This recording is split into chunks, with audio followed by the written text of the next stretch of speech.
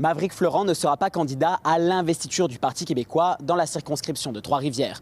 Le jeune homme de 22 ans, qui avait également été candidat au poste de conseiller municipal dans le district de Chavigny, a vu son profil rejeté par la commission des candidatures du parti après une entrevue qu'il jugeait pourtant avoir menée avec brio. Donc là, j'ai reçu un courriel qui disait, entre autres, que j'étais refusé pour participer à l'investiture.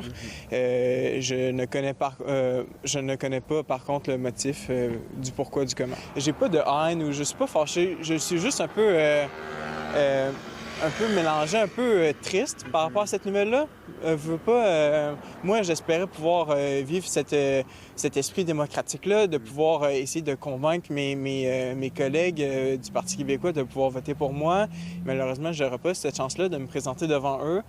Trois-Rivières, je pense que c'est un comté qui est prenable pour le Parti québécois, autant pour les caquistes que les libéraux. Donc, il va y avoir une chaude lutte à Trois-Rivières, ça, c'est clair.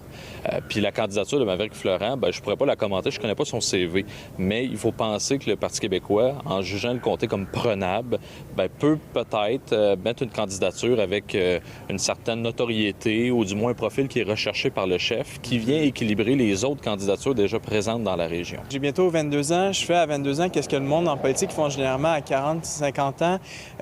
Mon âge, c'est un défaut, mais c'est un défaut qui passe heureusement très vite.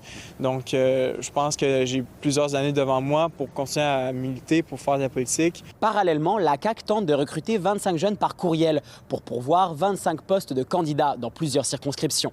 Si certains experts ont émis des doutes quant à cette stratégie, selon Samuel Bruno, si elle est menée à terme, elle pourrait amener un vent de fraîcheur dans plusieurs courses à travers la province. C'est rafraîchissant pour des partis comme ça de se dire, finalement, ils veulent des nouvelles personnes, ils veulent des nouveaux visages pour regarnir. Mais le danger avec ça, c'est qu'il faut des jeunes crédibles, avec un CV intéressant et qu'il faut qu'ils soient dans des comtés prenables également. Il ne faut pas juste les envoyer à Montréal se faire battre. Du côté du PQ, le rejet de la candidature de Maverick Florent ne reflète pas la volonté du parti de ne pas inclure les moins de 30 ans. Selon le Conseil national des jeunes, ils sont même essentiels. Je dirais que le parti, ils veulent évidemment des gens qui ont une certaine expérience, qui sont connus aussi dans les circonscriptions, mais les jeunes vont être très importants dans l'élection à venir. Je suis convaincu de ça. La jeunesse est bien remplie, beaucoup de jeunes motivés qui vont être très impliqués dans leurs circonscriptions respectives.